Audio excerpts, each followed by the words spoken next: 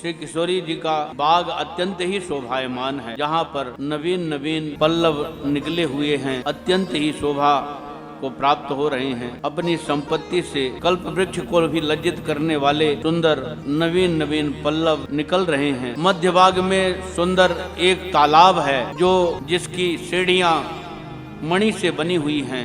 वहीं पर गिरजा जी का सुंदर मंदिर है जहां पर पक्षी लोग कलरव कर रहे हैं। बाग तड़ाग बिलोक प्रभु हर से बंधु समेत। बाग के मध्य में तड़ाग यानी सरोवर तालाब, बाग को और तड़ाग को देख करके श्री राम जी महाराज बंधु भाई के साथ हर्षित हुए। परम रम्य आराम यह हुए जो राम ही सुख देत। यह परम रम्य है, परम ही सुंदर है, जो राम जी को भी सुख प्रदान करने वाला है। उसकी शोभा का वर्णन कहाँ तक किया जाए। चारों दिशाओं में देख करके ये मालियों से पूछ करके फूल उतारना चाहिए। किसी से बिना पूछे फूल उतारना ठीक नहीं है। चहु दिस चितई पूछ मालीगन। तो श्री राम जी महाराज कहते हैं इस बाग का प्रधान माली कौन है। माली बोलता है हाँ सरकार, कहिए क्या आज्ञा है। मुझे गुरुदेव की पूजा के लिए, गुरुदेव पूजन में बैठे हुए हैं, उनके पूजन के हेतु मुझे पुष्पों का चयन करना है। आपकी आज्ञा हो तो मैं पुष्प उतार करके ले आऊं। श्री राम जी महाराज जी के वचनों को सुनकर के माली कहता है हाँ सरकार, ये तो ठीक है, लेकिन यहाँ पर ये जो बाग है ना श्री किशोरी जी का है और किशोरी जी का बाग अत्यंत ही शोभायमान है। इस किशोरी जी के बाग में जो है सहज में सबका प्रवेश नहीं है। श्री राम जी महाराज ने कहा कि पुष्पों का चयन करके और शीघ्रता पूर्वक मैं यहाँ से लौट जाऊंगा। श्री राम जी के वचनों को सुनकर माली कहता है एक दिक्कत है, आपके जो चरण है ना वो अत्यंत कोमल हैं। यहाँ आपकी कोमलता को देख करके पुष्प अपनी पंखुड़ी को झाड़ देगा तो आपका श्रम केवल लगेगा कि यहाँ घूमना, फूल तो आएगा नहीं, केवल पंखुड़ी बचेगी और वह पंखुड़ी आपके काम में नहीं आएगी बल्कि आपको दुख ही देगी। हमको दुख कैसे देगी? कहीं पाखुर पायन में गड़ जाई, कहीं पंखुड़ी ही पायन में गड़ जाए, आपके पाँव में चुभ जाए तो बड़ा तकलीफ हो जाएगा। क्यों? आपके चरण कमल इतने कोमल हैं कि पंखुड़ियों से भी अधिक कोमल हैं। और दूसरी बात, यहाँ जो छोटे छोटे पत्थर रखे हुए हैं जहाँ तहाँ, उसमें बैठ करके सखियाँ और हमारी किशोरी जी आपस में वार्तालाप करती हैं। पत्थर में कहीं आपका पैर टच हो गया तो नारी बन जाएगी, तो फिर क्या होगा?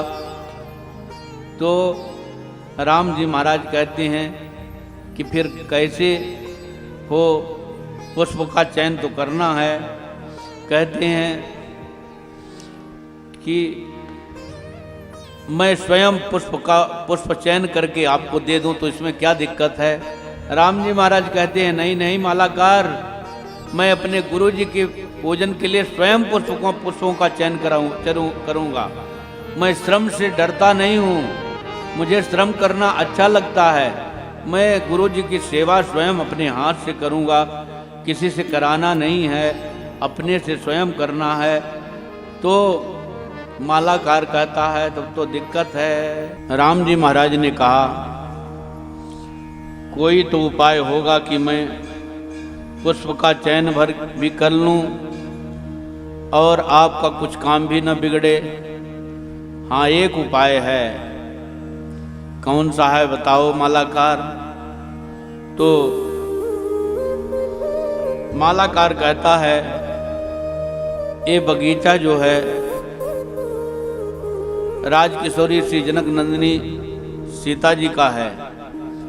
आप जनक नंदिनी जी की जय जयकार करिए और इस बाग में प्रवेश करके जितना फूल चुगना हो उतना फूल चुन लीजिए। श्री राम जी महाराज कहते हैं, मैं स्त्रियों की जय जयकार नहीं करता। तो मालाकार कहता है कि फिर स्त्रियों के बगीचे में आ कैसे जाते हैं? जब उनकी जय जयकार नहीं करते तो बगीचे में कैसे आ जाते हैं? राम जी ने कहा, लखनलाल जी आप जय जयकार कर दो।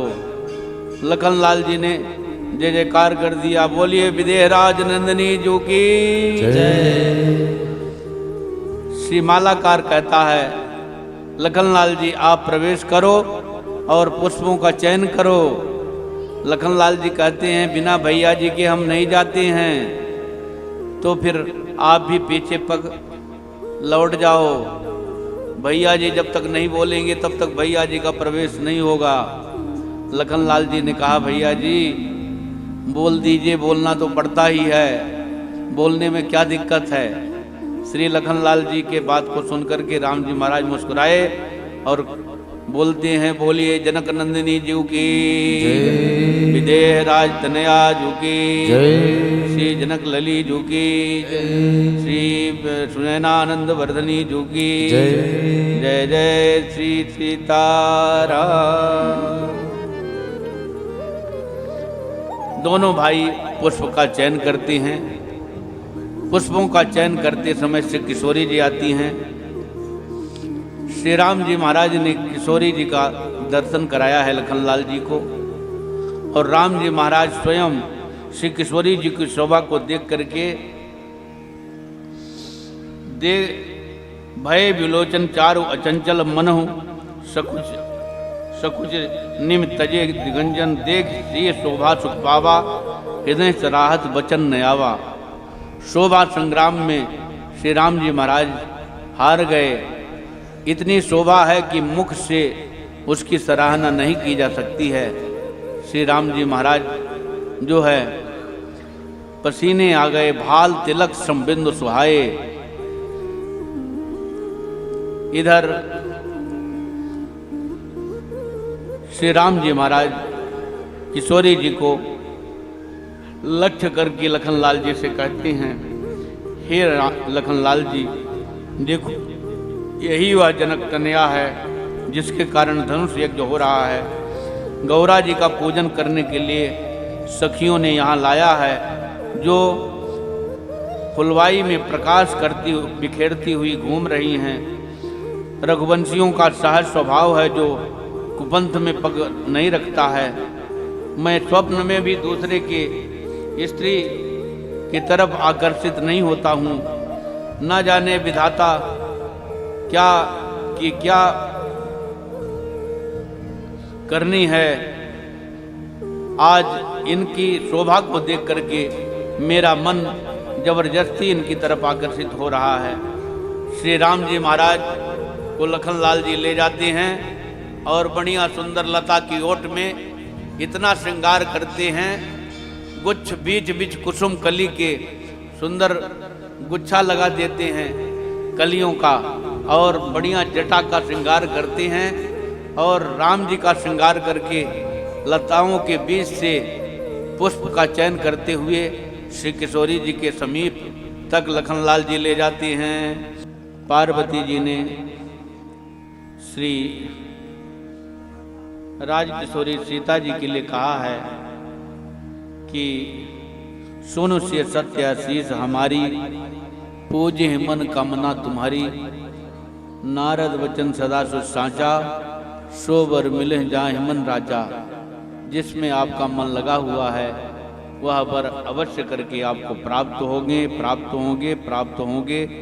ऐसा त्रिवाचा श्री गौरा जी ने आशीर्वाद दिया है। इधर गौरा जी का पूजन करके किशोरी जी अपने माता जी के पास जाती हैं और राम जी पुष्प का चयन करके अपने गुरु जी के पास पहुंचते हैं। गुरु जी ने सारा वृत्तांत जो है राम जी ने गुरु जी को बताया। राम कहा सब कौशिक पाही, सरल स्वभाव छुआ छल नाही। सारी बात बता दिया कि बाग का पूजन, बाग में गौरा जी का पूजन करने के लिए श्री राज किशोरी जनक नंदिनी आई हुई थी। उनको देख करके मेरा मन मुग्ध हो गया। अब ना जाने विधाता क्या करना चाहता है।